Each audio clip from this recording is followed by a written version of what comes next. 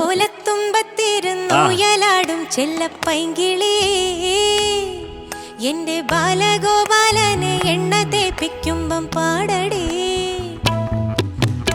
ഓലത്തുമ്പത്തിരുന്നൂയലാടും ചെല്ലപ്പൈങ്കിളി എന്റെ ബാലഗോപാലനെ എണ്ണ തേപ്പിക്കുമ്പം പാടടേ.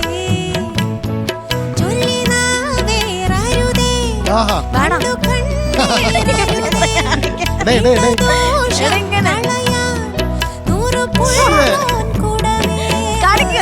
ഓലത്തുമ്പത്തിരുന്നൂയലാടും ചെല്ലപ്പൈങ്കിളി എന്റെ ബാലഗോപാലനെ എണ്ണ തേപ്പിക്കുമ്പം പാടടേ. അല്ല മഞ്ജരി, ഈ വിഴുങ്ങുന്നത് ഇതുമായിട്ട് തമ്മിലുള്ള ബന്ധം ഒന്ന് പറഞ്ഞാ കൊള്ളാം.